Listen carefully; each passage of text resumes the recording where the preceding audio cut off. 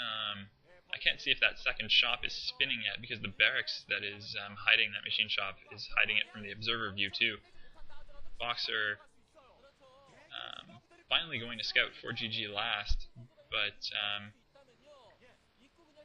see, Armory going up for ForGG. ForGG should be able to at least block that scouting SCV from BoxeR, but the vultures are on the move, and those upgrades should be about to finish.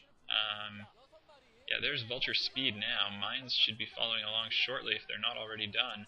6 vultures on the move for BoxeR. 2 tanks and about 6 marines, but those marines are going to just be destroyed so quickly.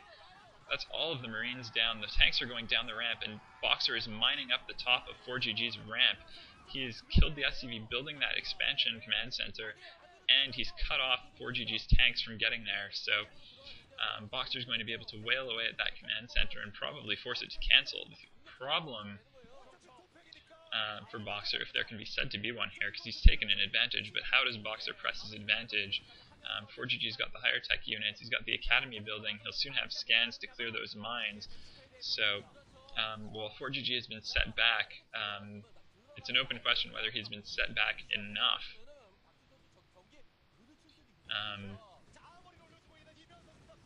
Let's see, ForGG looking to do some scouting. BoxeR's gone for tanks. He's going to have siege mode if he doesn't already, and he'll just be pushing up to fortify his position on the high ground outside of ForGG's base.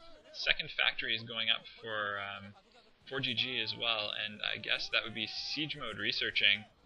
There's that first scan taking out a bunch of mines, but BoxeR is able to lay a few more, and he's going to be able to maintain this contain for now. He's also got a siege tank shelling away at that command center, which ForGG is going to have to cancel pretty soon. Now, the first couple of tanks for BoxeR sieging up within range of ForGG's machine shop, and if ForGG loses his ability to create tanks, he's going to be even more screwed in this early game. And vulture's going in to take out those repairing SCVs as well. This is going to be very intense. BoxeR is maneuvering his barracks to spot for his tanks, and more tanks showing up on that ridge for BoxeR. SCVs are coming off of the line for ForGG to engage those tanks, and that'll force them to unsiege and back up. But BoxeR should be able to reestablish his position there. That machine shop is burning and it's fully in the red, and ForGG is not repairing it. ForGG better get an SCV on there pretty soon, or he'll lose that, and that would be pretty bad for him. ForGG is going to need to be able to match pace on tank production, but he's got a starport and a control tower going up, so it looks like ForGG is deciding to go drop, and he's going to try to drop at BoxeR's main base or natural, banking on the fact that with all of these forces here, that there's less on hand defending for BoxeR. It's going to be very interesting to see if this plan will work. It might, but it's basically going to mean that ForGG is only going to have one shot. Korean commentators are counting down. That machine shop is burned, and just after ForGG had put an upgrade into Q on it. That was really dumb by ForGG, and you can tell by his facial expression there that he is regretting that one.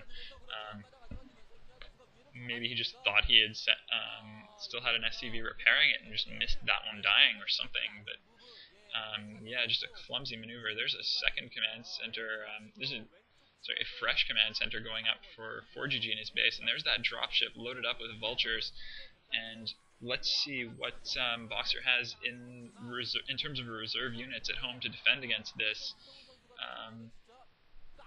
There's an elevator trick for those vultures to get them out rather than dropping them directly in the base. It's an interesting choice, and I'm not sure exactly why ForGG opted to do it this way, but it seems like it could work for him. Those vultures are on the go. Second dropship's out for ForGG as well.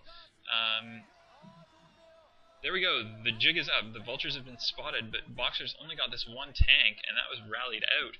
It's not blocking that ramp, which is what it needed to do to keep these vultures out for long enough to minimize the damage.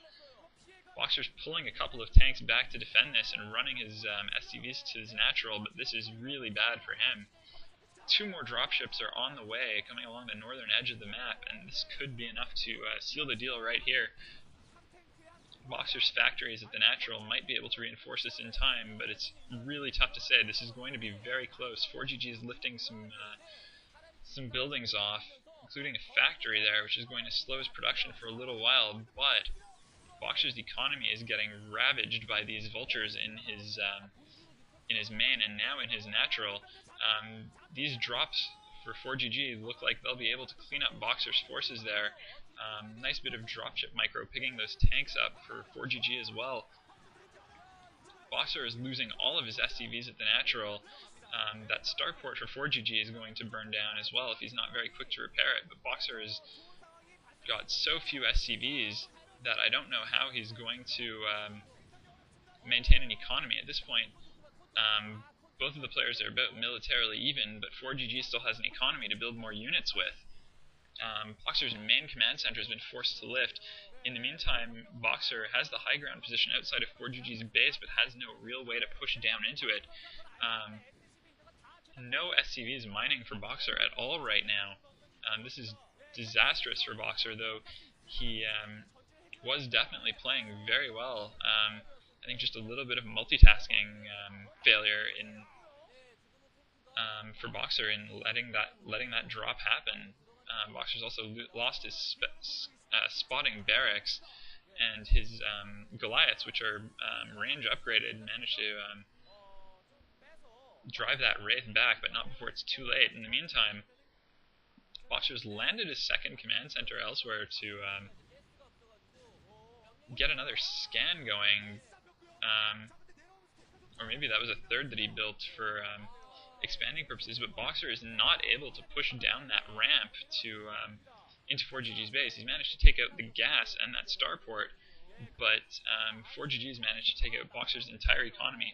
Those two SCVs mining for BoxeR are about all the economy that he has left, and BoxeR is slowly trying to push down that ramp, but that ramp is also going to act as a funnel where all four of those tanks can just concentrate fire on any units coming down it.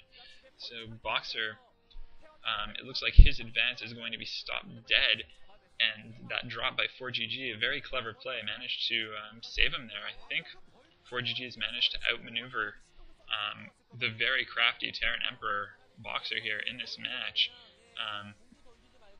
The dropships elevatoring out more vultures for ForGG, and I think that that might well seal the deal. There's still no defending units over at BoxeR's natural, and I'm very surprised that BoxeR didn't seem to see this coming. These SCVs are just going to get killed, and BoxeR isn't even running them. He needs every last mineral he can get. I think he realizes the amount of trouble he's in. That's his last SCV getting killed, and BoxeR GG's. What a game. That was very exciting, StarCraft. BoxeR, no slouch there. He really took ForGG to the limit there, I think, with that early game aggression. ForGG able to just outfox BoxeR on this occasion. ForGG, like I said, not a stupid player by any stretch of the imagination, and he has to be pleased with that win, but my goodness, he had to work for that. That game was very close for a very long time, and definitely at some points ForGG was behind there. You might say, oh, BoxeR is this washed up player now who just can't hang with the big boys. You could say that, and then I'd call you an idiot, and I think that game would be pretty well evidence of that. BoxeR might need to do a little bit more practice and a little bit more improving, but I think he's demonstrated in that game that he still has it. GG, everyone. I hope you enjoyed watching this. I hope the fact that I have seen this game already and in fact casted it once before this hasn't altered your experience watching too much. Thanks very much for watching, and I'll see you in the next commentary.